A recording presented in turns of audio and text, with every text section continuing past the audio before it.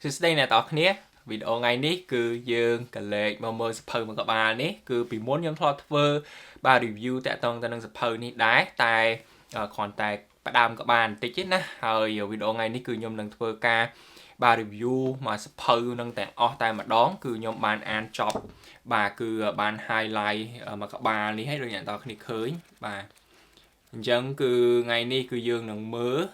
tờ lơ chùm nói đánh nhóm bán highlight nắng cứ nhóm lược là và hai chu nè tao khía và bị khâm xa rồi bỏ sập nâng tay mà đó nó phổi sập nâng cứ nhóm cho chất khang mình tên cứ tệ tôn tên nâng tụm lọp rồi bỏ dưỡng á bà cứ sập đi mình mua thá atomic habitsហើយbà lụ rộp lên các bà tại mà đón dân lần ní mà cà phê dưới dương mơ tặng khía tại mà đón nè tao khía video ní cứ hiện về hỏi nhóm đọc xong trên máu hơi nhôm bạn đại cho từ nông nốt bỏ tủ sáp á hai bà hai nè tao khía đậm bay nè tao khía ban chập ban bà chấm nói sầm khăn nắng cùng đưa sầm khăn nắng tại mà đón dân dương mơ tao khía nè tao khía ní cứ chia sập hở bà cứ dương mơ pi science tệ tôn tên nắng habits bà tao tụm lọp nắng cứ đầm ná ca đào đặc biệt ná nó cứ dương mơ này bị chia xa tại mà đón cứ habit cứ việc bạn bán chạy bà cứ ai bán chạy về trình chia step từ chứ bạn này cứ habit này có cái ai score bạn tha broken into habit loop phong đái và chẳng feedback loop này cứ dương chăm mơ tích tiết thật tao vậy cứ chia feedback loop với nó hai việc bạn bán chạy trình chia 4 chủng hiến nó không nó cứ miền Q và Q nó đôi chia xì nhá hay craving nó đôi chia chấm nóng hay cho môi năng response tại tông tên năng chấm lao hay năng reward bà cứ chia đồng one chẳng đi cứ chia habit loop ấy này tao khné cứ miền nơi tìm môi ní cứ Q craving response hay reward đến việc tập lọc từ chỉ là cái nạn loop á nâng bàn cái high score thay chia và feedback loop lưu có ở chia habit loop nâng anh chẳng như mới bà cứ ở trong pua Q nâng cứ việc trigger nơi craving sinh nhà nâng cứ việc trigger nơi chấm nóng việc motivate change response và tổ mà tiết cứ việc bàn bắt đầu lấy reward chia đồng one đại việc satisfy tại đó là craving nâng vàហើយ become associate ជាមួយនឹង Q តិចទៀតមានឧទាហរណ៍បង្ហាញអ្នកនរគ្នាផងដែរហើយចំពោះ step ទាំង4នេះណាបើសិនជាបាទគឺដូចខ្ញុំលើកខាងដើមនឹងអញ្ចឹងគេបែងចែកចេញជា Q craving response ក៏ដូចជា reward ផងដែរហើយវាក៏បង្កើតចេញជា automatic habits បាទគឺជាទម្លាប់ដែល automatic តែម្ដងណាហើយអានេះបាទ cycle ហ្នឹងគឺគេស្គាល់ថាជា habit loop យើងមកមើលនៅក្នុង screenshot នេះអ្នកនរគ្នានេះគឺគេបែងចែកចេញជា phase 2គឺមាននៅ problem phase បាទនៅខាងលើនេះជាមួយនឹង solution phase ហើយមាននៅ4បាទទី1នេះគឺ Q នឹងឯងឧទាហរណ៍បាទphone ទូរស័ព្ទរបស់យើងទទួលបាននៅ message មួយហើយបន្ទាប់មកទៀតទី2នេះគឺជា craving បាទគឺយើងចង់ដឹងថាតើក្នុងសារហ្នឹងគឺគេនិយាយអីគេខ្លះបាទយើងចង់មើលពីអត្ថន័យរបស់សារណាហើយទី3នេះគឺ response បានន័យថាយើងទៅយកទូរស័ព្ទហ្នឹងមកអាន text message ហ្នឹងហើយទី4គឺរង្វាន់បាទតកតងទៅនឹង satisfy បានន័យថាយើង satisfy នៅ craving ដែលយើងចង់អាននៅ message ហ្នឹងហើយអញ្ចឹងគឺយើង grab យើងយកទូរស័ព្ទហ្នឹងមកហើយទូរស័ព្ទហ្នឹងគឺវា become associate ជាមួយនឹងការដែលចាប់យកទូរស័ព្ទហ្នឹងណាវា become associate ជាមួយនឹងសំឡេងដែលយើងឮបាទទទួលបានសារហ្នឹងឯងហើយមាននៅផ្សេងទៀតបាទឧទាហរណ៍ថាខាងក្រោមនេះចុះយើងខកឡើងអាហ្នឹងគឺ Q craving គឺ want to feel alert បាទយើងចង់មានអារម្មណ៍ថាស្វាងបាទហើយទី3នេះគឺ response បានន័យថាយើង drink a cup of coffee ទី4គឺ reward បានន័យថាបាទយើងធ្វើម៉េចគឺយើងដើម្បី satisfy នៅ craving ហ្នឹងគឺយើងដើម្បី feel alert ណាគឺយើង drinking coffee ហើយ drinking coffee ហ្នឹងគឺវា become associated ជាមួយនឹងការ waking up អញ្ចឹងគឺវាមានជាលក្ខណៈ loop ហ្នឹងបាទចំពោះ habit គឺគេបែងចែកចេញជា4ហ្នឹងឥឡូវយើងមើលបន្តទៀតអ្នកនរគ្នាចំពោះ the four law of behavior change ហ្នឹងគឺវាអាច build នៅ better habit បាទចំពោះការដែលយើងចង់ build នៅទម្លាប់ណាដែលល្អណាគឺគេបែងចែកចេញជា4នៅក្នុងនោះគឺទី1 make it obvious បាទធ្វើវាឃើញច្បាស់តែម្ដងទី2គឺ make it attractive ធ្វើឲ្យវាមានលក្ខណៈយើងចង់ធ្វើវាណាបាទ attractive ណាហើយទី3នោះគឺយើងធ្វើឲ្យ habit ហ្នឹងវាងាយស្រួល easy ហើយ make it satisfying គឺយើងធ្វើយ៉ាងណាឲ្យវាលក្ខណៈដូចថាសប្បាយហ្មងណាបាទអញ្ចឹងយើងមើលទៀតអ្នកនរគ្នា for law នេះគឺគេបែងចែកហើយ make it obvious make it attractive easy ជាមួយនឹង satisfy ហ្នឹងគឺចំពោះការដែល create នៅ good habit ហើយក៏មាននៅការ break នៅ bad habit ផងដែរយើងមានទម្លាប់ណាអត់ល្អយើងចង់ break វាណាអញ្ចឹងក៏គេមានបែងចែកផងដែរគឺមាននៅ make it invisible make it unattractive make it difficult ក៏ដូចជា make it unsatisfying អញ្ចឹងគឺយើងមើលទាំងអស់គ្នាណានៅក្នុងវីដេអូមួយនេះគឺយើងនឹងមើលទៅលើចំណុចទាំងអស់ហ្នឹងតែម្ដងទី1នេះគឺតាក់ទងទៅនឹង law គឺតាក់ទងទៅនឹងការ build នៅ good habit ណាបាទគឺយើង make it obvious អ្នកទាំងអស់គ្នាខ្ញុំនឹងនិយាយនេះគឺវាលឿនតិចហើយពួកអីដូចខ្ញុំនិយាយអញ្ចឹងវីដេអូនេះគឺវែងអញ្ចឹងខ្ញុំធ្វើយ៉ាងណាលឿនតាមតែអាចធ្វើទៅបានណាបើសិនជាអ្នកទាំងគ្នាអត់ច្បាស់កន្លែងណាទេក៏អាចត្រឡប់មើលប្រហែលនាទីវិញអញ្ចឹងទៅបាទសារឡើងវិញណា replay ទី1នេះដើម្បីបាទទទួលឬក៏ build នៅ good habit បានគឺ make it obvious យើងមើលបាទគឺនៅពេលណាដែល habit របស់យើងគឺคล้ายទៅជា automatic ហើយគឺយើងលែងខ្វល់ពីអ្វីដែលយើងកំពុងតែនឹងធ្វើឥឡូវហ្នឹងហើយចំពោះ process នៃការ behavior change ហ្នឹងគឺវាចាប់ផ្ដើមដំបូងបំផុតគឺ start from awareness start with awareness អញ្ចឹងយើងត្រូវតែដឹងថាតើ habit មួយណាដែលរបស់ខ្លួនយើងផ្ទាល់ណាដែលយើងចង់ផ្លាស់ប្ដូរវាហ្នឹងគឺយើងត្រូវដឹងវាសិនយើង aware សិនមុនពេលដែលយើងអាចផ្លាស់ប្ដូរបានមនុស្សជាច្រើនបានគិតផងដែរថាពួកគេហ្នឹងគឺ lack of motivation ក៏ប៉ុន្តែមែនតើទៅពួកគេ lack ហ្នឹងគឺ lack clarity បាទគឺគេអត់មានភាពច្បាស់លាស់គេអត់ដឹងថាបាទនេះគឺ it's not always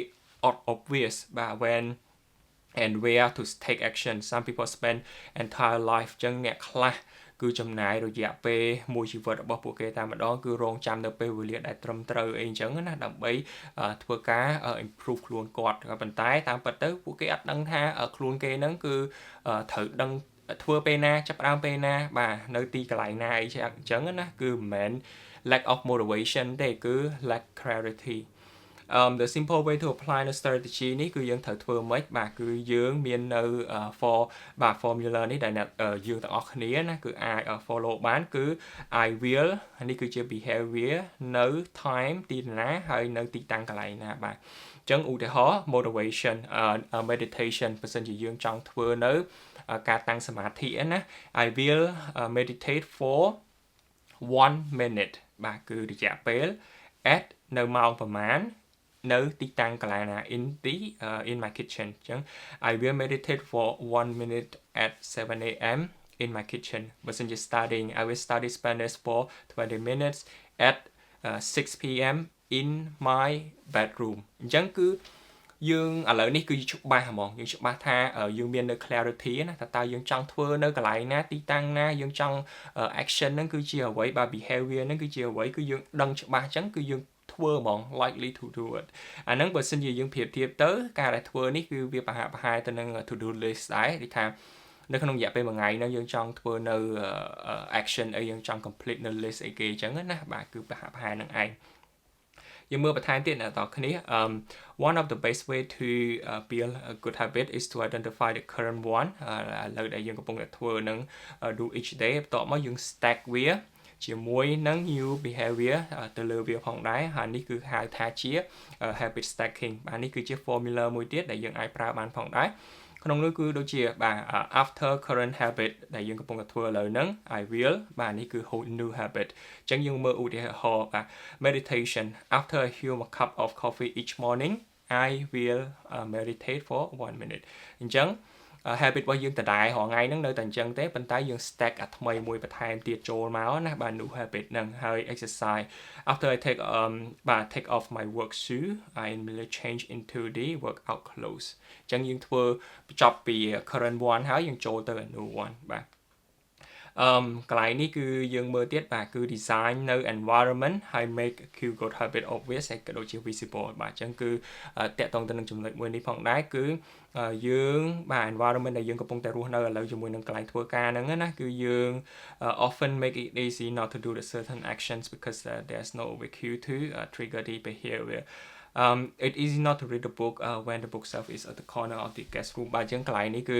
ចង់សំដៅទៅលើអីគេសំដៅទៅលើកន្លែងដែលយើងកំពុងឧទាហរណ៍ថាបន្ទប់យើងអញ្ចឹងចុះបាទគឺយើងធ្វើយ៉ាងណារបស់ដែលយើងចង់ធ្វើគឺយើង make it obvious គឺយើងឃើញវានៅផ្នែកហ្នឹងហ្មងណាកុំឲ្យយើងដាក់នៅក្លុកក្លៀតណាយើងមើលអត់សូវឃើញវាអាហ្នឹងគឺយើងអត់អាច create បាននៅ good habit បានទេឧទាហរណ៍មួយទៀតនេះគឺ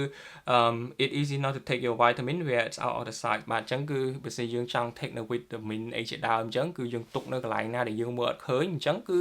habit ហ្នឹងគឺយើងភ្លេចហ្មងបាទយើងអត់ឃើញទេណាអញ្ចឹងជំរឿសហ្នឹងគឺយើងត្រូវដាក់នៅមុខយើងបាទយើងដាក់នៅកន្លែងណាដែល make it obvious បាទគឺយើងឃើញវាច្បាស់ហ្មងយើងមើលទៀតបាទគឺ when the cue that spark habit are sudden or hidden they are to ignore បាទអញ្ចឹងកន្លែងណាដែលមើលអត់ឃើញហ្នឹងគឺយើង ignore វាឯងបាទយើងអត់ខ្វល់ពីវាឯង small changes in the content can look to a large change in behavior over time អញ្ចឹងគឺការដែលយើងផ្លាស់ប្ដូរម្ដងបន្តិចហ្នឹងរយៈពេលយូរទៅមុខណាគឺវាផ្លាស់ប្ដូរយើងច្រើនមែនតើតែម្ដងអញ្ចឹងកុំមើលងាយការដែលផ្លាស់ប្ដូរនៅ habit របស់យើងបន្តិចហ្នឹងណាបាទevery habit ហ្នឹងគឺវាចាប់ផ្ដើមទៅដោយ cue ហ្នឹងហើយ likely to not take cue that stand out ហើយ make cue of good habit obvious បាទគឺយើងធ្វើឲ្យវា obvious នៅក្នុង environment របស់យើងផងដែរហើយវាក៏ easy ក្នុងការ build នៅ new habit ផងដែរបាទដោយសារតែយើង fighting against the old cue បាទហើយយើងមើលពីការ breaking នៅ habit ដែលមិនល្អណានេះគឺយើង make it invisible បាទគឺអាហ្នឹងតកតងទៅនឹង breaking the bad habit នៅពេលណាដែល habit មួយគឺបានចាប់ផ្ដើមហើយគឺវាអត់អាចបាត់ភ្លេចបាននោះទេហើយជាមួយនឹងមនុស្សដែលមាននៅ self control ខ្ពស់តែម្ដងណា tend to spend less time in tempting situations why អញ្ចឹងគឺអ្នកខ្លះបាទនិយាយទៅគឺបើសិនជាយើងចង់ធ្វើអ្វីមួយយើងចង់បញ្ជៀសពីវាណាគឺយើងកុំឲ្យឃើញវាតែម្ដងបាទបើសិនជាយើងឃើញវាហើយយើងក៏អាចមាន self control យើងអត់ធ្វើវាក៏បានប៉ុន្តែការដែលធ្វើអញ្ចឹងគឺវាពិបាកជាងបាទគឺកន្លែងនេះគឺនិយាយឲ្យ easier to avoid temptation than resist it បាទ one of the most practical way to eliminate the bad habit ហ្នឹងគឺ reduce exposure to the cue that causes it អញ្ចឹងយើងធ្វើយ៉ាងណាកុំឲ្យឃើញវាណាចំពោះ bad habit ដែលយើងអត់ចង់ណាហើយ self control ហ្នឹងគឺវា short term strategy ឯងវាមិនមែនជា long term ទេអញ្ចឹងគឺយើងយ៉ាងណាគឺយើងកុំឲ្យឃើញវាតែម្ដងហ្នឹងគឺជាជំរឿសល្អហើយឧទាហរណ៍មួយទៀតបាទបើសិនជាយើង spending too much time watching a television អញ្ចឹងយើង move អាទូទស្សន៍ហ្នឹងចេញពីកន្លែង bedroom ហ្នឹងទៅគឺយើងអាចបាទ break នៅ bad habit ហ្នឹងបានហើយបើសិនជា is spending too much money on electronic quit reading នៅ review នៅលើចំពោះ technology ណាដែលថ្មីចំពោះទូរស័ព្ទប្រភេទណាថ្មីអីជាដើមហ្នឹងអញ្ចឹងណាបាទហើយបើសិនជាយើង spending too much នៅលើ video game អញ្ចឹង unplug the console ឲ្យ put វានៅក្នុង closet after each use អញ្ចឹងគឺយើងលែងសូវឃើញវាហើយអាហ្នឹងគឺយើងអាច break បាទនៅ bad habit បានហើយអញ្ចឹងយើងមើលពី law number 2 បាទគឺ second law នេះគឺ make it attractive យើងធ្វើឲ្យវាមាននិយាយទៅគឺគួរឲ្យចាប់អារម្មណ៍មែនតើតែម្ដងណាបាទ the more attractive the opportunity is it likely to come habit forming អញ្ចឹងគឺវាល្អមែនតើនៅពេលណាដែល opportunity ហ្នឹងគឺវាមើលទៅគួរឲ្យ attractive ណាអញ្ចឹងគឺយើងក៏អាច forming នៅ good habit បានផងដែរហើយ habit ហ្នឹងគឺជា dopamine driven feedback loop នៅពេលណាដែល dopamine ជាសារធាតុនៅក្នុងខួរក្បាលរបស់យើងធ្វើឲ្យយើងមានអារម្មណ៍សប្បាយចិត្ត dopamine ហ្នឹងកើនឡើងភ្លាមអញ្ចឹងគឺធ្វើឲ្យយើងមាន motivation នៅក្នុងការ acting នៅ action ទាំងអស់នោះហើយវាគឺជា anticipation of the reward not the fulfillment of it get us ហើយ greater the anticipation បាទ greater the dopamine spike នៅពេលណាដែលមាននៅការ anticipation តកតងទៅនឹងរង្វាន់ណាគឺធ្វើឲ្យ dopamine ហ្នឹងគឺកើនឡើងខ្ពស់តែម្ដងបាទចំពោះការ temptation building នេះគឺជា one way ដើម្បីធ្វើឲ្យ habit របស់យើងហ្នឹងគឺ more attractive បាទនៅពេលណាដែល the strategy គឺយើង pair action ដែលយើងចង់ធ្វើជាមួយនឹង action ណាដែលយើងត្រូវតែធ្វើបាទអញ្ចឹងឧទាហរណ៍ខាងក្រោមនេះគឺ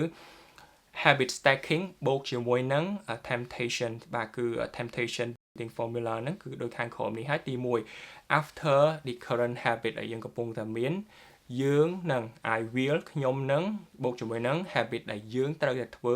ហើយទី2នេះគឺបន្ទាប់ពី habit ដែលយើងនឹងត្រូវតែធ្វើនឹងហើយគឺខ្ញុំនឹងធ្វើ habit ណាដែលយើងចង់ធ្វើបាទយើងឧទាហរណ៍ណាបើសិនជាយើងចង់មើលនៅ sport បាទចង់មើលតកតងទៅនឹងកីឡាគឺអ្វីដែលយើងត្រូវធ្វើ but you need to first គឺ make cell call អញ្ចឹងទី1នេះ after I get back to from my lunch break បាទបន្ទាប់ពី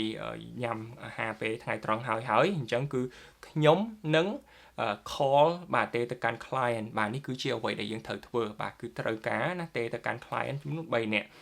ហើយទី2នេះគឺបន្ទាប់ពីបានទេទៅកាន់ client 3នាក់នឹងហើយគឺខ្ញុំនឹង watch នៅ ESPN បាទគឺតកតងទៅនឹង sport នឹងឯងនេះគឺ want អញ្ចឹងគឺយើងលក្ខណៈនេះថាយើងប្រើប្រាស់នៅ habit stacking ហ្នឹងបូកជាមួយនឹង temptation ហ្នឹងណាជាមួយនឹងអ្វីដែលយើងចង់ធ្វើបាទហ្នឹងគឺយើង make it attractive ហើយយើងមើលនៅខាងក្រោមនេះបាទមាន study ក៏បង្ហាញផងដែរថានៅពេលណាដែល best friend របស់យើងផ្ទាល់ណាមាននៅ IQ ខ្ពស់នៅក្នុងអាយុប្រហែលចន្លោះពី11 12ឆ្នាំហ្នឹងណាគឺធ្វើឲ្យ IQ របស់យើងហ្នឹងក៏វាខ្ពស់ទៅតាមនឹងផងដែរបាទ would be at the age of 15 ទោះបី even after controlling the natural level of intelligence we show up អញ្ចឹងគឺនៅក្នុងចន្លោះបាទអាយុនៅក្មេងៗហ្នឹងណាគឺយើងទទួលបាននៅ quality ក៏ដូចជា practice ដែលនៅមនុស្សជុំវិញខ្លួនយើងផងដែរអញ្ចឹងគឺសំខាន់អ្នកទាំងអស់គ្នានៅពេលអាយុដែលក្មេងៗយើងមាននៅមិត្តភ័ក្តិដែលមាន IQ ខ្ពស់ណាគឺយើងទទួលយកវាដោយយើងអត់ដឹងខ្លួនតែម្ដងបាទហើយយើងមើលបន្ថែមទៀត we tend to imitate បាទគឺយើងចម្លងធ្វើតាមអ្វីដែលម្នាក់នៅជុំវិញខ្លួនយើងណាបាទចែកចេញជា3ក្រុមផងដែរគឺទី1នោះគឺ the close គឺជាប្រភេទ family ក៏ដូចជា friend ហើយទី2នោះគឺ many tribe បានន័យថា follow មនុស្សភាគច្រើនធ្វើអីយើងធ្វើតាមគេហើយក៏ដូចជា powerful យើងធ្វើតាមអ្នកដែលមាននៅអំណាចបាទគឺយើងឃើញគេធ្វើអញ្ចឹងយើង follow តាមគេបាទដូចជាឧទាហរណ៍ដូចជាអ្នកជោគជ័យជាដើមនៅក្នុងពិភពលោកណាឬក៏ជា celebrity ជាដើមហ្នឹងហើយ one of the most effective things that you can do គឺ build a better habit ហ្នឹងគឺយើង join the culture អញ្ចឹងគឺបាទគឺជា desire behavior ដែលយើងចង់បានហ្នឹងណាគឺវាទៅជា normal behavior អញ្ចឹងគឺបើសិនយើងចង់ផ្លាស់ប្ដូរយើងចង់ join នៅ group ណាដែលវាមានអ្វីដែលស្តៀងទៅនឹងយើងចង់ធ្វើហ្នឹងណាអញ្ចឹងវាជួយយើងបានខ្លាំងមែនទែនyou already have something in common with the group បាទអញ្ចឹងទី2គឺយើងមានអ្វីដែលពួកគេក៏មានដូចគ្នាបាទអញ្ចឹងគឺយើងងាយស្រួលនៅក្នុងការបង្កើតនៅ better habit ផងដែរហើយ the normal behavior tribe often empower the desire of the group individual most day we rather with the wrong crowd and try ourselves អញ្ចឹងទោះបីពេលខ្លះយើងដឹងថាយើងធ្វើហ្នឹងគឺត្រូវហើយក៏ប៉ុន្តែយើងក៏ចុះចំណោមជាមួយនឹងមនុស្សណាបាទក្រុមដែលជាលក្ខណៈភាគច្រើនណាបាទភាគច្រើនគេធ្វើអីយើងធ្វើតាមគេទៅបាទហើយបើសិនជា if we behavior get approval respect and we impress យើងនឹងទទួលបាន find it attractive យើងមានអារម្មណ៍ថា habit ហ្នឹងគួរឲ្យ attractive មែនតើនៅពេលណាដែលមាននៅការ approve មាននៅការ respect ពីពួកគេនឹងផងដែរហើយ create នៅ motivation visual បាទគឺ do something that you enjoy immediately before a difficult to go a different habit បាទអញ្ចឹងគឺមុនពេលដែលយើងធ្វើនៅ habit ណាថ្មីបាទ habit ណាដែលប្លែកអញ្ចឹងគឺយើងគួរតែធ្វើអ្វីដែលយើង enjoy សិនបាទយើងចូលចិត្តធ្វើណា habit ដែលយើងរាល់ដងធ្វើនឹងឯងហើយទីបាទពីរនឹងផងដែរគឺតកតងទៅនឹង make it unattractive បាទ make it unattractive នេះគឺ highlight នៅ behavior ឬក៏ avoiding the bad habit ដើម្បីយើងធ្វើវាទៅជា unattractive habit ដែល attractive when we associate ជាមួយនឹង habit ទាំងអស់ហ្នឹងគឺវាផ្ដល់ឲ្យយើងនៅ positive feeling ហើយ unattractive ហ្នឹងគឺវាធ្វើឲ្យ feeling របស់យើងគឺមានអារម្មណ៍អវិជ្ជមាន negative យើង create នៅ motivation ដោយយើង doing something that you enjoy immediately before a difficult habit បាទអញ្ចឹងនេះគឺជាអ្វីដែលយើងគួរតែធ្វើណាចំពោះ habit ណាដែលយើងចង់ break គឺយើងធ្វើវា unattractive ទៅអ្នកទាំងអស់គ្នាហើយអញ្ចឹងគឺយើងលែងចង់ទៀតហើយទី3គឺតកតងទៅនឹង good បាទគឺ make it easy នេះគឺជា law ទី3យើង build នៅ better habit ណាបាទឬក៏ good habit ហ្នឹងឯង walk slowly ប៉ុន្តែយើងអត់ត្រឡប់ក្រោយទេ never backward we are so focused on figuring out the best approach gets around to taking action យើងជាទូទៅយើង focus ទៅលើថាវិធីសាស្ត្រមួយណាដែលល្អបំផុតសម្រាប់យើងក៏ប៉ុន្តែយើងនៅតែរកអញ្ចឹងបាទនៅតែ keep looking forward អញ្ចឹងយើងអត់អាចទទួលបាននៅរង្វាន់ទេណាដោយសារតែអីគេបាទគឺយើងអត់អាច take action បាននោះទេនៅពេលណាដែលយើងត្រឹមតែ try to look for the best approach if I outline 20 idea for article I want to write that's emotion បាទគឺនៅពេលណាដែលយើងមានគំនិតជាច្រើនយើងចង់ទៅសេអញ្ចឹងណាហ្នឹងគឺគ្រាន់តែជា emotion នោះទេហើយបើសិនជា if I actually sit down and write an article អាហ្នឹងគឺជា action គឺនៅពេលណាដែលយើងធ្វើវាចេញជាលទ្ធផលហ្មងអាហ្នឹងគឺជា action បាទអញ្ចឹងបើសិនជា motion ហ្នឹងគឺវាអត់ចេញជា result ទេហេតុអ្វីបានជាយើងត្រូវតែធ្វើវាបាទពេលខ្លះគឺយើងធ្វើវាដោយសារតែយើង actually need a plan ហើយក៏ដូចជាយើងចង់សិក្សាបន្ថែមទៀត but more often than not we do it because the motion allow us to feel like we are making progress បាទគឺដោយសារតែ motion ហ្នឹងគឺធ្វើយើងមានអារម្មណ៍ថាយើងហ្នឹងគឺកំពុងតែ making no progress running a risk of failure ណាហើយ most of us បាទគឺ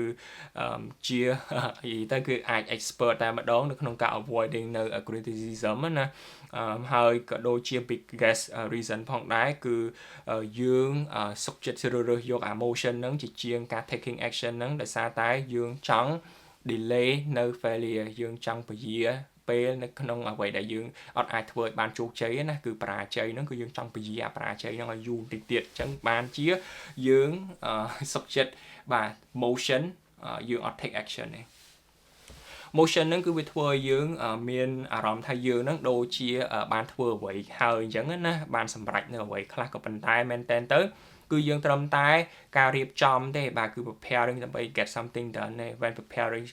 become បាទបន្តមកទៀតការ prepare ហ្នឹងវា become a form of procrastination បាទខ្លាយទៅជាការពយាពេលលេងធ្វើទាំងអស់ហើយអញ្ចឹងយើងត្រូវតែ you need to change something you don't want to merely គ្រាន់តែថាយើងធ្វើហ្នឹងគឺខ្លាយទៅជា planning ទៅមុខណាយើងអត់ចង់ planning សុទ្ធទេអញ្ចឹងគឺយើង you want to be practicing បាទយើងត្រូវតែ practice ហើយបើសិនជាយើងចង់ master ទៅលើ habit ណាមួយគឺ the key ហ្នឹងគឺ start បាទគឺយើងចាប់ផ្ដើមជាមួយនឹងការធ្វើ repetition គឺធ្វើដដែលរហូតណា not perfection យើងអត់អាចធ្វើម្ដងទៅឲ្យ perfect បានទេគឺយើងត្រូវតែ start វាហើយ start ទៀតបាទយូរទៅវាទៅជា habit ល្អហើយyou don't need to map out every of a new habit you just need to practice it យើងគ្រាន់តែធ្វើការ practice it បានហើយចំពោះការ forming នៅhabit ហ្នឹងវាគឺជា process ដែល behavior become progressively more automatic through repetition អញ្ចឹងគឺយើងធ្វើយូរទៅវាទៅជា habit បានហើយការ forming habit គឺយើងធ្វើ habit ហ្នឹងដដែលទៀតអញ្ចឹងហើយនេះគឺជាមូលហេតុដែល student took tons of photo prove their skill with those who បាទគ្រាន់តែចំពោះការថតរូបដែលទទួលបានលទ្ធផលល្អគឺយើង take វាឲ្យច្រើនបាទយើងថតរូបឲ្យច្រើនយើងនឹងទទួលបាន skill ហ្នឹងហើយមិនមែនធម្មតាយើងរៀនតែទ្រឹស្ដីណាចេញពីសភៅយើងអត់ទាំងធ្វើទាំងថតផងអាហ្នឹងគឺយើងអត់អាចទទួលបានលទ្ធផលល្អនោះទេអញ្ចឹងគឺយើងឃើញហើយបាទ the other is passive learning ហើយ one in action មួយទៀតគឺគ្រាន់តែជា motion នោះទេhabit form ហ្នឹងគឺ based on frequency បាទគឺមិនមែនតាក់ទងទៅនឹង time ទេអញ្ចឹងនៅពេលណាដែលយើងចង់បាន habit កាន់តែលឿនយើងធ្វើវាឲ្យបានកាន់តែច្រើនដងណាគឺមិនមែនអាស្រ័យទៅលើពេលវេលាយើងធ្វើយូរនោះទេបាទ the third habit ហ្នឹងគឺយើង make it easy បាទយើងធ្វើឲ្យវាកាន់តែស្រួលហើយ the most effective form of learning គឺតាមរយៈ practice គឺមិនមែនតាមរយៈ planning ទេ focus on taking action not being in motion habit formation ហ្នឹងគឺជា process ដែល which a behavior become progressively more automatically through repetition បាទតាមរយៈការ repeat ហើយចំពោះ the amount of time that you have been performing the habit is not as important as the time that you have performed it អញ្ចឹងគឺការដែលយើងធ្វើកាន់តែច្រើនដងគឺវាកាន់តែល្អលទ្ធផលដែលចេញមកណាយើងមើលទៀតអ្នកទាំងអស់គ្នាគឺ how to achieve more with less effort បាទអញ្ចឹងគឺយើងមើលតើនៅក្នុងការទទួលបាននៅលទ្ធផលដែលច្រើនជាមួយនឹង effort ដែលយើង put in ហ្នឹងតែបន្តិចណាយើងធ្វើដោយរបៀបណា trying to pump up your motivation to stick with a habit is like trying to force water through a bent hose បាទគឺ you can do it ប៉ុន្តែយើងត្រូវតែ require a lot of effort មែនតើតែម្ដងណា ហើយយើងអ្វីដែលយើងអាចធ្វើបានគឺ to increase the tension in your life but rather than trying to overcome the frictions in your life you reduce it បាទគឺយើង try to reduce នៅ friction ហ្នឹងណាបាទហើយយើងមើលឧទាហរណ៍តែម្ដងទៅគឺនៅពេលណាដែលយើង decide ថាតើយើងចង់ practice នៅ new habit បាទអញ្ចឹងគឺល្អបំផុតតែម្ដងគឺយើង doing the path of your daily routine បាទគឺ habit វាងាយស្រួលនៅក្នុងការ build នៅពេលណាដែលយើង fit in ជាមួយនឹង flow of the life បាទនៅពេលណា habit របស់យើងធ្វើរាល់ថ្ងៃប្រចាំថ្ងៃហ្នឹងគឺយើងគ្រាន់តែដាក់ចូលថ្មីមួយទៀតទៅវាស្រួលជាងណា you are more likely to go to gym បើសិនជាបាទគឺ it's on the way to work because stopping doesn't add បាទ much friction to your lifestyle អញ្ចឹងបើសិនជាឧទាហរណ៍ថាយើងចង់ទៅ gym អញ្ចឹងអាផ្លូវដែលយើងទៅធ្វើការហ្នឹងវាមាន gym នៅកន្លែងហ្នឹងតែម្ដងអញ្ចឹងយើងគ្រាន់តែឆ្លងកាត់វាយើងឈប់វាយើងចូលទៅងាយស្រួលមែនតើបើឧទាហរណ៍ថា gym ហ្នឹងនៅឆ្ងាយទៅដល់ប្រហែល block អញ្ចឹងគឺយើងអត់អាចបាទពិបាកមែនតើណានៅក្នុងការដែលយើងសម្រាប់ចិត្តថាអូយើងចង់ជិះ20-30 នាទីដើម្បីទៅ gym អីជាដើមហ្នឹងគឺអា friction ហ្នឹងវាច្រើនបាទអញ្ចឹងគឺយើងពិបាកនៅក្នុងការ forming នៅ good habit មែនតើអញ្ចឹងគឺយើងធ្វើយ៉ាងណាគឺវានឹង flow ជាមួយនឹង lifestyle របស់យើងណាវាងាយស្រួលរបស់យើងកាន់តែងាយស្រួលដែលយើងអាច access វាបានគឺយើងងាយស្រួលនៅក្នុងការ take action ហ្នឹងតែម្ដងបើសិនជាយើងមើល most of the habit បាទគឺ habit forming product ណាយើងឃើញថាទាំងអស់ហ្នឹងជាមួយនឹង survey ហ្នឹងគឺវាធ្វើយ៉ាងណាគឺកាត់បន្ថយនៅ friction ហ្នឹងចេញពី life របស់យើងគឺឧទាហរណ៍ថា delivery service ហ្នឹងគឺវាបាទការដែលដឹកជូនម្ហូបទៅដល់ផ្ទះតែម្ដងណាគឺវាកាត់បន្ថយនៅ friction ដែលយើងមិនបាច់ទៅកាន់ទីផ្សារទៅទិញ shopping យើងមកវិញ cook បាទអញ្ចឹងគឺដែលធ្វើអ្វីដែលកាត់បន្ថយនៅ friction ហ្នឹងគឺយើងចង់តែម្ដងបាទមនុស្សយើងគឺចង់តែម្ដងហើយ central idea ហ្នឹងគឺដើម្បី create នៅ environment ដែលយើងធ្វើនៅ right thing បាទ is as easy as possible គឺកាន់តែធ្វើឲ្យតែកាន់តែងាយស្រួលគឺយើងកាន់តែចង់តែម្ដងហើយ the purpose of resetting each room is not simply to clean up ប៉ុន្តែយើងធ្វើ prepare for the next action បាទគឺការដែល reset នៅ each room ហ្នឹងគឺវាសំខាន់ដែរបាទហើយនៅពេលណាដែលយើង organize នៅ space សម្រាប់ intended purpose គឺយើងនឹងធ្វើវាងាយស្រួលមែនតើបាទ the next action easy ឧទាហរណ៍បាទគឺ human behavior allow the law of a list action we will naturally gravitate toward the option that require less amount of work បាទអញ្ចឹងគឺចំពោះ habit ណាដែលវាត្រូវការនិយាយទៅគឺចំពោះ require amount of work ណាដែលយើងត្រូវបញ្ចេញហ្នឹងគឺយើងធ្វើឲ្យមួយណាដែលងាយស្រួលបំផុតតែម្ដងណាមនុស្សយើងគឺចឹងឯងហើយ create an environment នៅពេលណាដែល doing the right thing is not as easy as possible ហើយ reduce the friction បាទជាមួយ associate ជាមួយនឹង good habit ណានៅពេលណាដែល friction ហ្នឹងគឺកាន់តែតិចបាទគឺ habit គឺវាកាន់តែងាយស្រួល increase នៅ friction associate ជាមួយនឹង bad habit ចំពោះ bad habit ណាដែលយើងចង់ break វាយើងលែងចង់មានវាគឺយើង try to increase friction ហ្នឹងណាបាទគឺ friction ហ្នឹងកាន់តែច្រើនគឺយើងកាន់តែលែងចង់ធ្វើ habit ហ្នឹងតែម្ដងឧទាហរណ៍ថាអ្នកនរគ្នាមើលឬក៏លេង video game ច្រើនអញ្ចឹងណាបាទលើកឧទាហរណ៍ដូចមុនហ្នឹងដែរអញ្ចឹងបើសិនជាអ្នកនរគ្នាចង់ break នៅ habit ហ្នឹងគឺយើងទុកវានៅឆ្ងាយនៅពេលណាដែលយើងឈប់លេងយើងទុកវានៅក្នុងទូយើងចាក់សោវាអញ្ចឹងទៅអាហ្នឹងគឺ friction កាន់តែច្រើនហើយអញ្ចឹងថ្ងៃក្រោយយើងចង់យកវាមកប្រើទៀតក៏យើងខ្ជិលហ្មងណាអ្នកនរគ្នាព្រោះឲ្យត្រូវដោះសោត្រូវភ្ជាប់ខ្សែ connect ខ្សែជាប់ទៅទូឲ្យជាដើមហ្មងអញ្ចឹងគឺ friction កាន់តែតិចយើងកាន់តែចង់ធ្វើ friction កាន់តែច្រើនគឺយើងលែងចង់ធ្វើវាតែម្ដងហើយនេះគឺ prime environment to make the action easier បាទអញ្ចឹងកន្លែងនេះគឺអាចនឹងសំដៅទៅលើឧទាហរណ៍ថាថ្ងៃស្អែកយើងទៅធ្វើការយើងរៀបចំនៅម្ហូបអីអញ្ចឹងណាយើងទុកនៅលើ kitchen រៀបចំឲ្យអស់អញ្ចឹងតែម្ដងដល់ពេលយើងគ្រាន់តែក្រោកឡើងថ្ងៃស្អែកពេលព្រឹកយើង everything is ready គឺងាយស្រួលមែនតើបាទហ្នឹងគឺក៏អាចជាមូលហេតុមួយទៀតផងដែរបាទជាឧទាហរណ៍មួយទៀតណា how to stop បាទ procrastinating ដែលប្រើប្រាស់នៅ 2-minute rule បាទអញ្ចឹងគឺពេលខ្លះយើងខ្ជិលមនុស្សយើងបាទ procrastination เนาะហើយអញ្ចឹងគឺដើម្បីធ្វើបានគឺយើងអាចប្រើប្រាស់នៅ 2-minute rule បាទគឺរយៈពេលតែ2នាទីទេអញ្ចឹងមើលថាតើហ្នឹងគឺជាអ្វី you check your phone for just 1 second ប៉ុន្តែដល់ពេលក្រោយមកមានណា dương lên tụ sắp ở nhà về một phần tỷ bạc hỏi năng hay chẳng cứ habit để dương follow without thinking nó cứ việc determine that how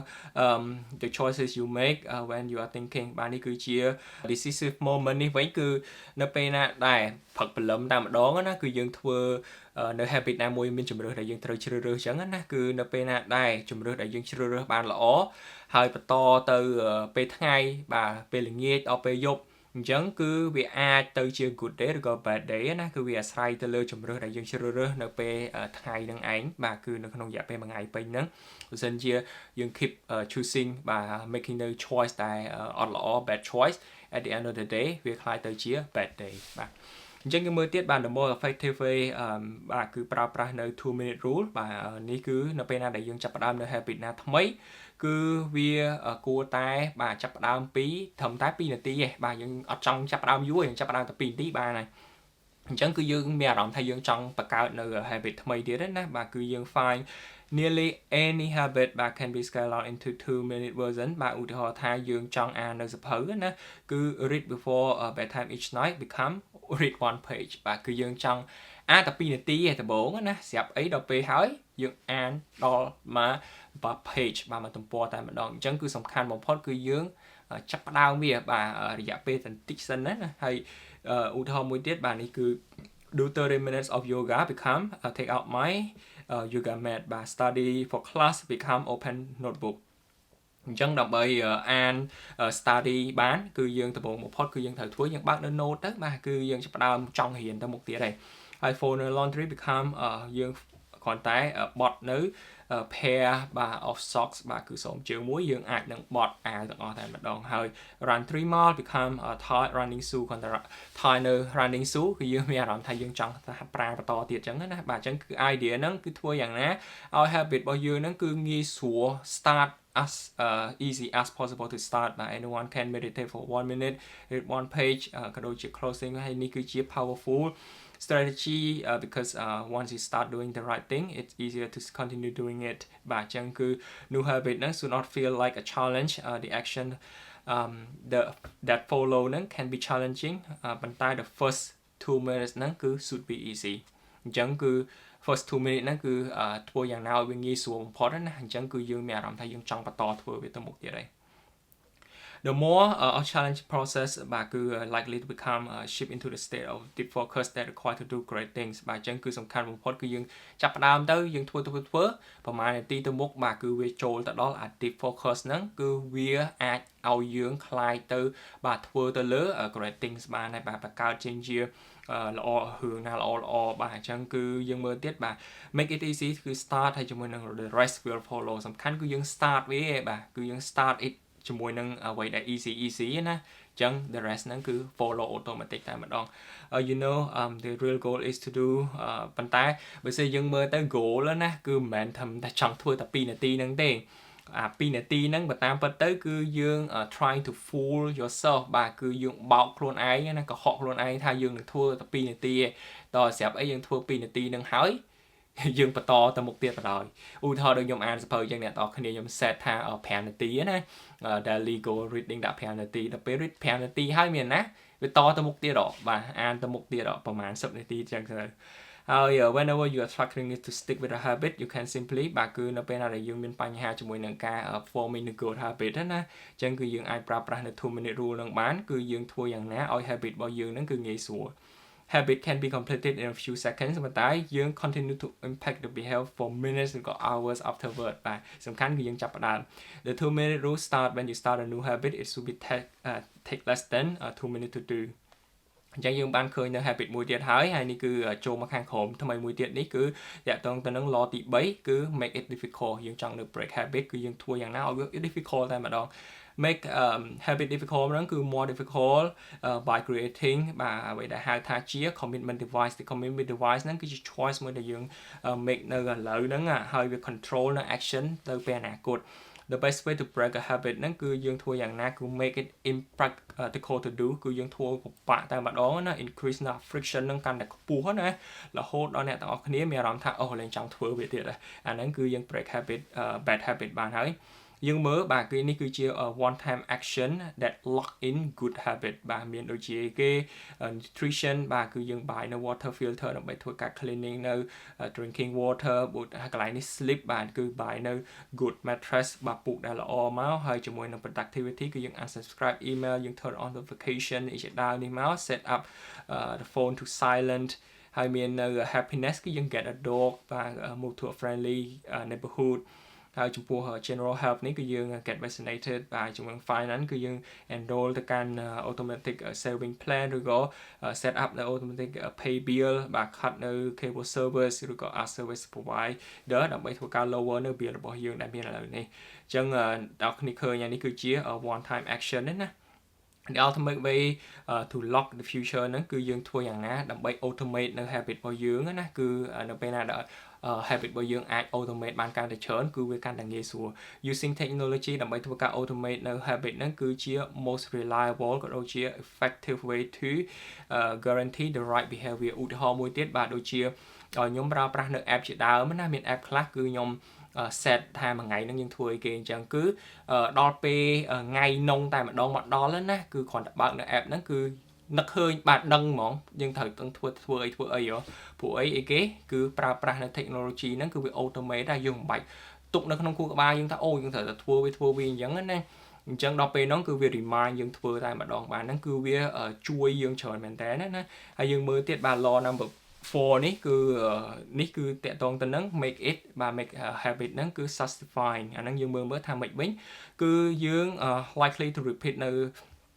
behavior ណាមួយនៅពេលណាដែល experience របស់យើងហ្នឹងគឺវាមានធ្វើឲ្យយើងមានអារម្មណ៍ថាសប្បាយចិត្ត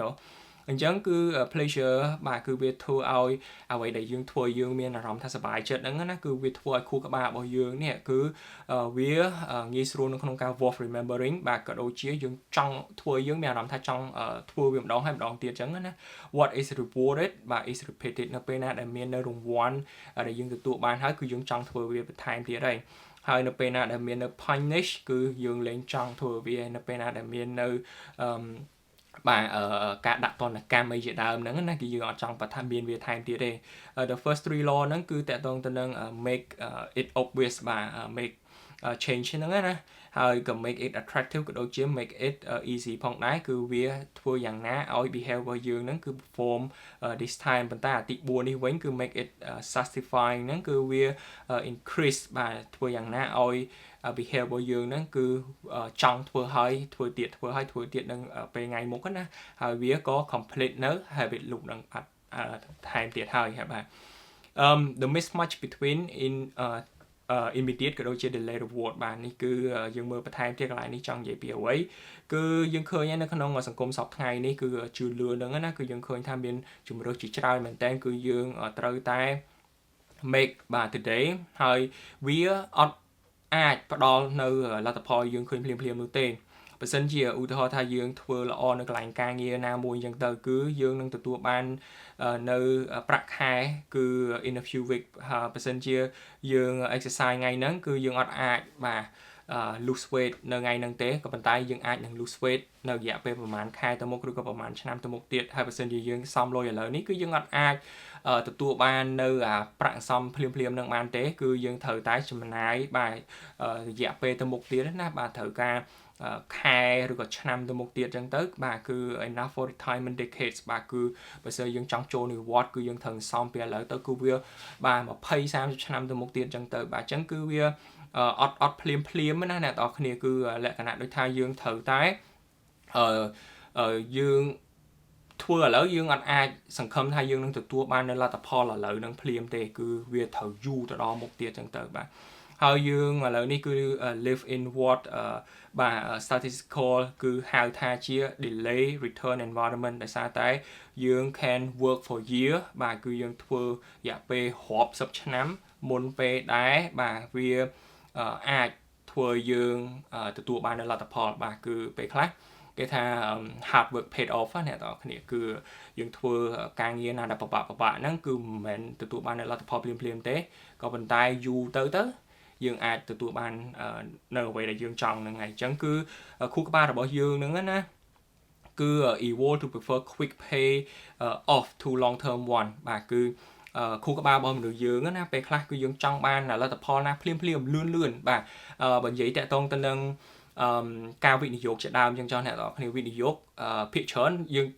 ងឃើញអានេះទទួលបានផលចំណេញលឿនបាទទទួលបានផលចំណេញច្រើនក្នុងរយៈពេលខ្លីអញ្ចឹងគឺយើងចង់អញ្ចឹងក៏ប៉ុន្តែការធ្វើអញ្ចឹងយើងភ្លេចគិតតាក់ទងទៅនឹងrisk involved ណាបាទគឺ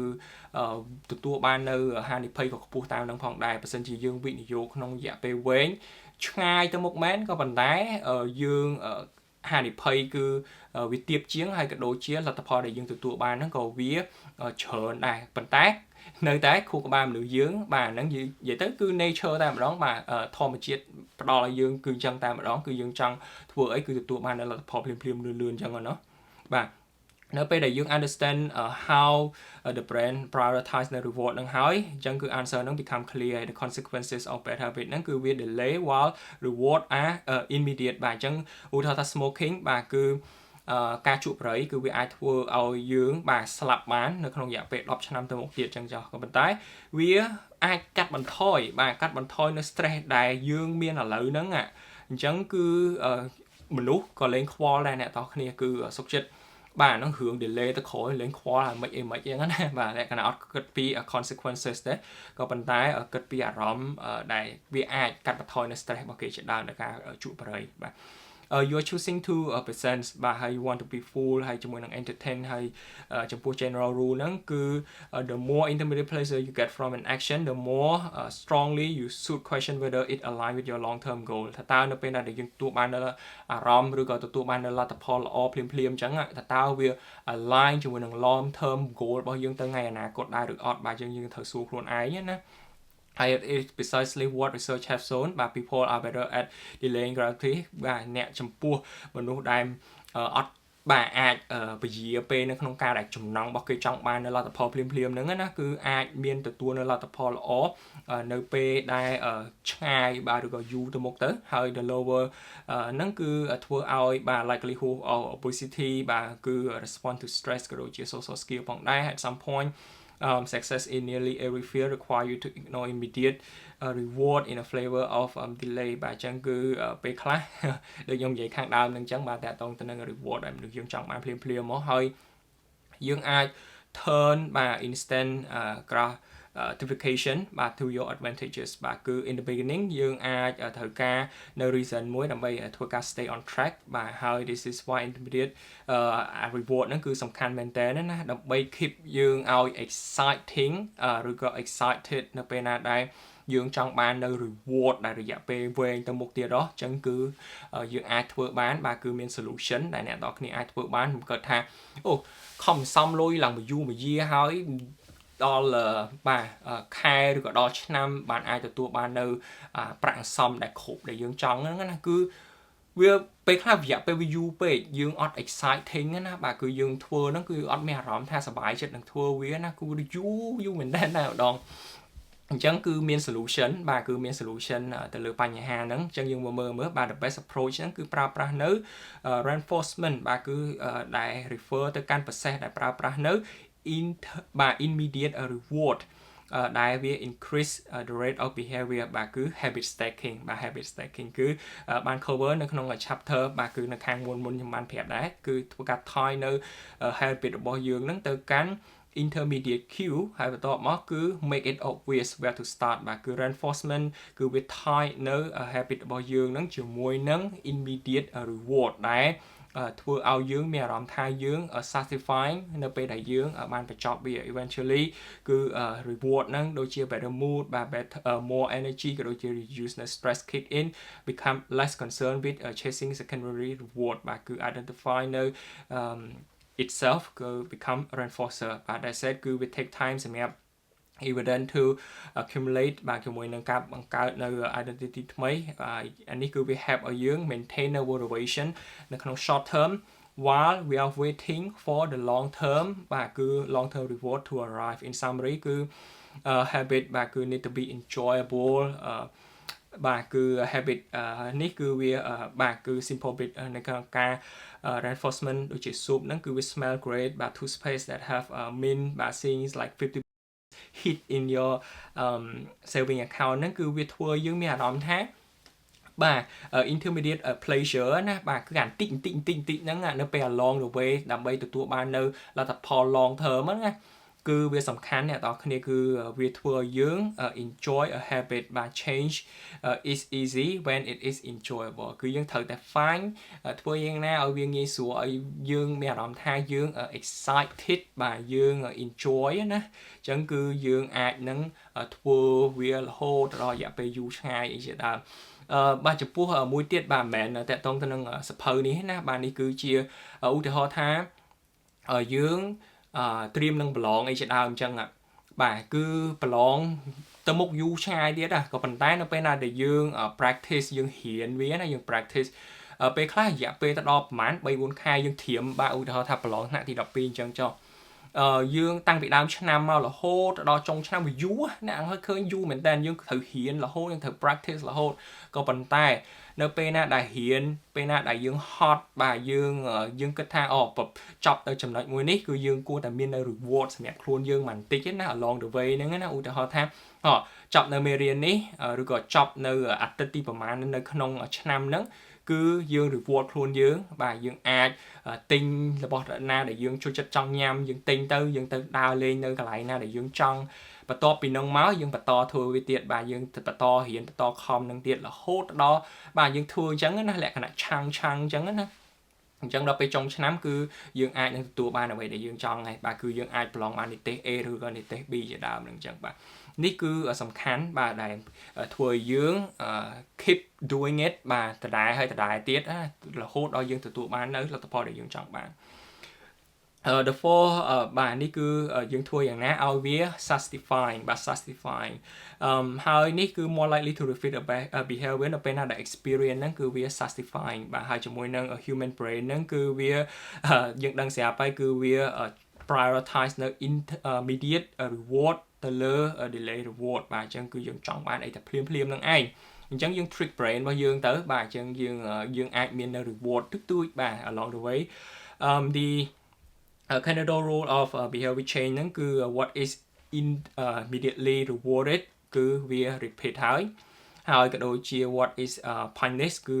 avoid ហើយបាទអញ្ចឹងដើម្បីទទួលបាននៅ habit ដែលអាចយើង stick ណាជាមួយនឹងអារម្មណ៍ដែលយើងគិតថា successfully បាទ immediate ភ្លាមតែម្ដងណាគឺ in a small way even in a small way បាទដូចខ្ញុំលើកឧទាហរណ៍ខាងដើមហ្នឹងមិនដែរហើយ the first three law of behavior change ហ្នឹងគឺ make it obvious make it attractive make it easy make increase the odds of behavior change will be performed this time ហើយទី4ហ្នឹងគឺយើងធ្វើយ៉ាងណាឲ្យវា satisfying អញ្ចឹងគឺយើងមានអារម្មណ៍ថាយើងចង់បន្តធ្វើ habit ហ្នឹងហើយធ្វើម្ដងទៀតបាទអញ្ចឹងតិចទៀតយើងមើលបន្ថែមទៀតអ្នកនរគ្នាផឹកទឹកមួយសិនបាទនិយាយយូរដែរហើយបាទឥឡូវបន្តទៀត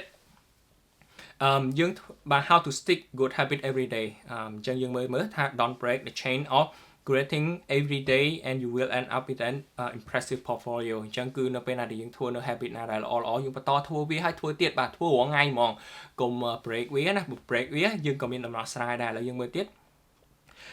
benefit ទី1ហ្នឹងគឺ habit tracking is obvious បាទគឺ research បានបង្ហាញផងដែរថាចំពោះអ្នកដែល track នៅ progress របស់ពួកគេណាលើ goal ណាក៏ដោយគឺឧទាហរណ៍ថា losing weight ឬក៏ quitting smoking ឬក៏ lowering នៅ blood pressure ហ្នឹងគឺ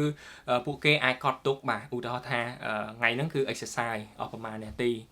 បាទធ្វើ exercise គេខ្លះអញ្ចឹងបន្ទាប់ពីចប់នៅការ exercise ហ្នឹងហើយគឺយើងកត់ទុកទៅបាទ track ទុកទៅអញ្ចឹងគឺក៏វាធ្វើឲ្យយើងមានអារម្មណ៍ថាយើង making progress ណាពេលខ្លះយើងធ្វើម្ដងហើយម្ដងទៀតមួយអាទិត្យយើងធ្វើ 4-5 ថ្ងៃហើយដល់ហើយយើងអត់មានឃើញអីបាទរូបរាងរបស់យើងនៅតែដដែលបាទអញ្ចឹងគឺយើងលេងចង់ធ្វើហើយអញ្ចឹងការដែលយើងធ្វើឲ្យយើង stick នៅ good habit បានគឺយើងគួរតែ track បាទយើងថាថ្ងៃនេះម៉ោងនេះអញ្ចឹងយើងធ្វើ exercise បាននេះគេខ្លះអញ្ចឹងដល់ពេលបាទក្រោយ1ខែឬក៏ក្រោយ2ខែយើងយកអាសភៅដែលយើងបាន track ហ្នឹងណាគឺយើងអាចមើលត្រឡប់ទៅវិញយើងថាactually I'm making progress បាទយើងបាន making progress មកតាំងពីដើមណាយើងឃើញវានៅក្នុងភ្នែកហ្មងបាទអញ្ចឹងក៏ធ្វើឲ្យយើងមានអារម្មណ៍ថាយើងចង់បន្តធ្វើវាតទៅមុខទៀតដែរ បាទទី2នេះគឺ habit tracking ហ្នឹងគឺវា attractive បាទ habit tracking ហ្នឹងគឺវាមានអារម្មណ៍ថាធ្វើយើងគួរចាប់អារម្មណ៍មែនតើណា the most effective form ហ្នឹងគឺ motivations បាទគឺវាកំពុងតែមាន progress បាទនៅពេលណាដែលយើង signal that we are moving forward become more motivated to continue down the path បាទហើយនៅពេលណាដែល feeling down it easier to forget all of the progress we already made បាទគឺ habit tracking ហ្នឹងគឺ provide នៅ visual proof of hard work បាទដូចខ្ញុំនិយាយខាងដើមហ្នឹងអញ្ចឹងគឺយើងអាចយកមើលទៅថាតាំងពីដើមខែរហូតមកដល់ឥឡូវខ្ញុំបានធ្វើគេខ្លះអញ្ចឹងណាគឺយើងឃើញបាទយើងឃើញគឺជា visual proof បាទយើងឃើញនឹងភ្នែកហ្មងទី3នេះគឺ habit tracking គឺវា satisfying បាទគឺវាធ្វើឲ្យយើងមានអារម្មណ៍ថាសប្បាយចិត្តអីចឹងណាគឺ cross បាទគឺ cross an item of your to do list បាទអញ្ចឹងគឺនៅពេលណាថ្ងៃនេះយើងចង់ធ្វើអីយើងហើយយើង tick វាទៅគឺមានអារម្មណ៍ថាសប្បាយចិត្តមែនតើយើងអាចបញ្ចប់នៅការងារណាមួយអញ្ចឹងណាបាទគឺ complete entry to your work outlook បាទឬក៏ mark an X on a calendar it feel good to match your result growth បាទអញ្ចឹងគឺដូចឧទាហរណ៍ខ្ញុំបានលើកខាងដើមនឹងអញ្ចឹងដែរបាទគឺវាធ្វើឲ្យយើងមានអារម្មណ៍ល្អហើយក៏ដូចជា more likely to endure បាទហើយ habit tracking ហ្នឹងគឺវា help an eye on the ball បាទគឺយើង focus ទៅលើ process ជាជាងresult បាទអញ្ចឹងគឺការដែលយើងធ្វើអញ្ចឹងគឺយើងមានអារម្មណ៍ថាយើង making progress ណាគឺមិនមែន focus លើបាទលទ្ធផលចុងក្រោយដែលយើងទទួលបាននោះទេអញ្ចឹងគឺយើង trying to keep stay alive and become a type of person who doesn't miss workout but many people គឺ resist idea of tracking ជាមួយនឹង measuring ប៉ុន្តែ it can be burden because it force you to be into two habit គឺ habit trying to build ក៏ដូចជា habit of tracking it បាទអញ្ចឹង how to recover quickly នៅពេលណាដែល habit ហ្នឹងគឺ break down ហើយបាទអញ្ចឹងនៅពេលណាដែលយើងខំប្រឹងធ្វើវារាល់ថ្ងៃហើយដល់ពេលធ្វើហើយយើងមានថ្ងៃណាមួយយើងរវល់ឬក៏ថ្ងៃណាមួយយើងទៅ holiday ឬក៏ថ្ងៃណាមួយយើងអត់បានធ្វើវាយើងជាប់ធ្វើការងារអីផ្សេងឬក៏យើងមាន party អីជាដើមហ្នឹងអញ្ចឹងណាអញ្ចឹងគឺយើងមើលពីវិធីសាស្ត្រនៅក្នុងការ recover នៅ habit ហ្នឹងឡើងវិញពេលខ្លះយើងតែឈប់ធ្វើនៅ habit ហ្នឹងហើយគឺយើងត្រឡប់ទៅកាន់ old habit យើងវិញហើយអញ្ចឹងគឺជា problem ដែរ no matter how consistent you are with the habit បាទគឺយើងខំព្យាយាមធ្វើរាល់ថ្ងៃយ៉ាងណាក៏ដោយក៏ប៉ុន្តែនៅមានពេលណាមួយគឺយើងនឹងបាទ it interrupt you at some point បាទ perfection is not possible អញ្ចឹងអត់មានអ្វីដែលល្អឥតខ្ចោះនោះទេបាទ before long គឺ emergency will pop up ហើយគឺដូចវាអាចជាយើង travel to work បាទឬក៏យើងget sick អីជាដើមហ្នឹងណាបាទអញ្ចឹងគឺយើងឃើញហើយវាមិនមែនតែអ្វីដែលយើងចង់បានរហូតទេនៅពេលណាដែលរឿងហ្នឹងកើតឡើងគឺ try to remind myself បាទនេះគឺជាសម្ដីរបស់ author គឺ never miss twice បើមិនជាយើង miss ម្ដងហើយគឺយើងអត់អាច miss ម្ដងទៀតទេគឺយើងនឹងបាទធ្វើវាឡើងវិញនៅថ្ងៃបន្ទាប់ទៀតអញ្ចឹងបើសិនជា if I miss one day I try to get back into it as quickly as possible ណាបាទគឺ it can be perfect but it can be avoided second lapse បាទអញ្ចឹងគឺអត់អាចឲ្យរឿងនឹងកើតឡើងជាលើកទី2នឹងទៀតទេហើយ the first mistake is never to get the one that ruin you បាទគឺវា repeat នៅ mistake that follow ហើយ missing one is accidents បាទគឺទី2គឺ missing twice គឺវា start នៅ new habit បាទអញ្ចឹងបើសិនជាយើងបន្តនៅបាទបន្តបាទផ្លេចធ្វើនៅឬក៏យើងអត់អាចធ្វើនៅ habit នឹងនៅថ្ងៃទី2ឬក៏ថ្ងៃទី3បន្តយូរទៅវាទៅជា forming នៅ habit ឬក៏យើងអាចត្រឡប់ទៅកាន់ habit ចាស់របស់យើងវិញផងដែរនេះគឺជាភាពខុសគ្នារវាងបាទអ្នកដែលឈ្នះជាមួយនឹងអ្នកដែលចាញ់បាទគឺអ្នកដែលឈ្នះណាគឺ when successful people fail they rebound quickly នៅពេលណាដែលអ្នកដែលជោគជ័យគឺគេធ្លាក់ឬក៏មានជួបបញ្ហាឬក៏បរាជ័យរឿងអីមួយគឺពួកគេត្រឡប់មកវិញភ្លាមលឿនណាហើយ breaking a habit doesn't matter but if it remain of it fast going to gym for 5 minutes may not improve your performance ប៉ុន្តែវាធ្វើឲ្យយើងអាចទៅជាបាទយើងaffirm អំពី identity របស់យើងណាបាទអញ្ចឹងគឺទៅ gym 5នាទីពេលខ្លះយើងដឹងហើយវាមិនអាចធ្វើឲ្យយើងទទួលបាននៅលទ្ធផលភ្លាមទេក៏ប៉ុន្តែវាធ្វើឲ្យយើងគិតខ្លួនយើងថាអូខ្ញុំគឺជាអ្នកទៅ gym ដែរតាបាទអញ្ចឹងយើងគិតខ្លួនយើងអញ្ចឹងណាយើងដល់ពេលអញ្ចឹងយើងមានអារម្មណ៍ថាយើងចង់ធ្វើវាទៀតហើយបាទ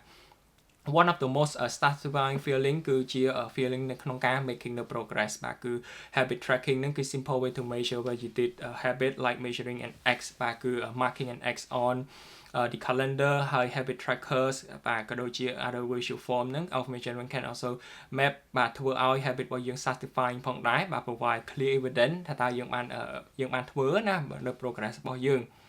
ហើយ don't break the chain but try to keep habit stake alive. I never miss twice. If you miss one day, you try to get back on track as quickly as possible. Just because you can measure something doesn't mean that it's the most important things ពេលខ្លះយើងអាច track មែនក៏ប៉ុន្តែមិនមែន track ទាំងអស់ហ្មងណាបាទអ្នកនរគ្នាគឺយើង track អ្វីដែលសំខាន់ទៅយើងចូលមកដល់បាទចំណុចនេះហើយគឺតកតងទៅនឹង make it unsatisfying បាទគឺយើង try to break no bad habit បាទនេះគឺជា law number 4អញ្ចឹង we are likely to repeat a bad habit បាទអញ្ចឹងគឺ less likely នៅពេលណាដែលយើងនៅពេលណាដែល bad habit ហ្នឹងណាគឺវា painful បាទនៅពេលណាដែល habit ណាអាក្រក់ហ្នឹងគឺវា painful ឬក៏ unsatisfied គឺយើងអត់ចង់ធ្វើវាទៀតទេអញ្ចឹង and but partner can create like an ultimate cause of we care about the delay what other people think of us how we don't want people to less of us ណាបាទគឺ habit contract ហ្នឹងគឺ can be used to add a social cost for behavior it make a cause of violating បាទ public ក៏ដូចជា painful កន្លែងនេះគឺចង់សំដៅលើអីគេបាទឧទាហរណ៍ថាអ្នកនរគ្នាចង់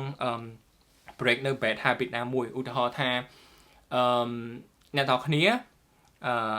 អាសាដើរលេងយប់អីចឹងបាទហ្នឹងខ្ញុំឧទាហរណ៍ណាអាសាដើរលេងយប់ទៅផឹកស៊ីអីចឹងណាយើងចង់ break នៅ bad habit ហ្នឹងយើងអត់ចង់ធ្វើនៅ habit ហ្នឹងបន្តទៅមុខទៀតទេយើងចង់កាត់បន្ថយវាអីចឹងទៅអញ្ចឹងគឺយើងត្រូវធ្វើម៉េចគឺយើងធ្វើយ៉ាងណាឲ្យវា painful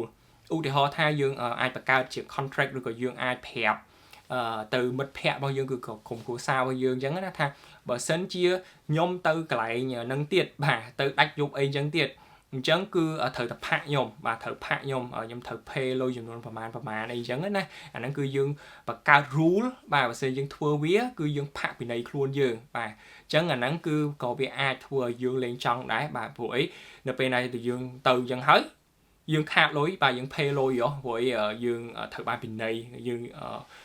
បាទយើងអត់ follow ជាមួយនឹង contract អីជាដើមនឹងអញ្ចឹងណាអញ្ចឹងគឺបាទនេះគឺជា habit មួយទៀតបាទគឺ make it unsatisfying បាទគឺយើង punish ខ្លួនយើងឬក៏យើង painful ណា habit មួយហ្នឹងគឺធ្វើឲ្យយើងមានអារម្មណ៍អត់សប្បាយចិត្តហើយជាដូចជាវាឈឺចាប់ដោយសារយើងត្រូវបាត់បង់លុយអីជាដើមមកអញ្ចឹងនេះគឺជាឧទាហរណ៍ណាបាទknowing someone else watching you can be powerful motivator បាទអញ្ចឹងគឺយើងមានដូចខ្ញុំនិយាយអញ្ចឹងគឺមានអ្នកក្រុមគ្រួសារក៏ដូចជាមិត្តភ័ក្តិចាំមើលយើងឬក៏យើងអាចបង្ហោះជាលក្ខណៈ public មកណាបាទដាក់ចូលទៅក្នុង Facebook អីជាដើមអញ្ចឹងយើងប្រកាសប៉ះសិនជាខ្ញុំទៅនេះបាទអញ្ចឹងគឺប៉ះសិនជាខ្ញុំ break នៅ habit នេះបាទគឺប៉ះសិនជាខ្ញុំអត់ទៅ gym រយៈពេលប៉ុណ្ណាឬក៏ខ្ញុំអត់អានសភៅនៅក្នុងខែហ្នឹងគឺខ្ញុំត្រូវតែពិន័យខ្លួនខ្ញុំយើងប្រកាសជាសាធារណៈណាអញ្ចឹងគឺធ្វើឲ្យយើងមានអារម្មណ៍ថាយើងចង់ធ្វើវាតែម្ដងបាទគឺវាคล้ายទៅជា powerful motivator បានបាទអញ្ចឹងដូចអ្នកនរគ្នាឃើញហើយនៅក្នុងសភៅមួយក្បាលមួយនេះគឺខ្ញុំបានសង្ខេបអស់ហើយបាទគឺ highlight ដែលខ្ញុំបានទៅបាទគូសណានៅលើសភៅមួយនេះទាំងអស់ហ្នឹងគឺខ្ញុំបានលើកឡើងបង្ហាញជូនអ្នកទាំងអស់គ្នានេះហើយគឺចំពោះ habit ហ្នឹងគឺដើម្បីបាទទទួលបាននៅ habit ថ្មីល្អគឺយើងមាន4បាទគឺនៅក្នុង4ហ្នឹងគឺមានន័យគេខ្លះបាទគឺយើងបានឃើញហើយអ្នកទាំងអស់គ្នាគឺយើងបាទ make it obvious make it attractive make it easy make it satisfying បើសិនជាយើងចង់ break នៅ bad habit គឺ make it invisible make it unattractive make it difficult make it unsatisfying អញ្ចឹងគឺយើងអាចចុងក្រោយគឺយើងអាចបង្កើតចេញជា habit ដែលល្អដែលថ្ងៃក្រោយបាទក្នុងរយៈពេលយូរណាគឺយើងអាចទទួលបាននៅលទ្ធផលបាទ remarkable result តែម្ដងទោះបីជាក្នុងរយៈពេលមួយថ្ងៃយើងធ្វើ habit ហ្នឹងតែបន្តិចយើងផ្លាស់ប្ដូរបន្តិចមែនក៏ប៉ុន្តែរយៈពេលយូរទៅមុខណាគឺយើងអាចនឹងទទួលបានលទ្ធផលដែលធំធេងគឺយើងស្មានដល់តែម្ដងណាឧទាហរណ៍មួយទៀតអ្នកនរគ្នាមុននឹងបញ្ចប់នៅវីដេអូមួយនេះដូចជាបាទតកកបាទឧទាហរណ៍ថាតកកដុំតកកណា vì nơi certain level muối cứ vì ở lìa thế ban nơi degreeประมาณ chẳng hạn ឧទាហរណ៍ថា 10 ឬក៏ 20 ចឹងវាអត់លីទេប៉ុន្តែគ្រាន់តែខុសបាទមក degree បន្ថែមពីលើនឹងមួយទៀតទេតកកហ្នឹងគឺចាប់ផ្ដើមលីតែម្ដងបានន័យថា result គឺយើងចាប់ផ្ដើមឃើញតែម្ដងអញ្ចឹងបានន័យថាអំឡុងពេលដែលអា0 degree ហ្នឹងណាទៅដល់ជាង10ហ្នឹងណាអាហ្នឹងគឺជាអំឡុងពេលហ្នឹងគឺយើងគុំប្រឈប់បើសិនជាយើងឈប់យើងអត់អាចទទួលបានលទ្ធផលដែលកំពុងតែរងចាំយើងឯងអញ្ចឹងគឺបាទសង្ឃឹមថាវីដេអូមួយនេះគឺបង្ហាញអ្នកនរគ្នាពី habit ដែលអ្នកនរគ្នាអាចធ្វើការ apply ជាមួយនឹងជីវភាពប្រចាំថ្ងៃណាយើងចង់បង្កើតនៅ habit ណាថ្មីអញ្ចឹងហើយខ្ញុំដឹងថាវីដេអូនេះគឺវែងហើយអ្នកនរគ្នាខ្ញុំនិយាយឡើងឈឺកដែរហើយសង្ឃឹមថាការនិយាយឡើងយូរពេកបាទកាមេរ៉ាក៏ automatic បិទដែរមិញហ្នឹងអញ្ចឹងដូចគ្នាម្ដងទៀតគឺការដែលបង្កើតនៅ good habit ហ្នឹងគឺវាសំខាន់ហើយខ្ញុំសង្ឃឹមថាវីដេអូមួយនេះគឺបានជួយអ្នកទាំងអស់គ្នាណាហើយ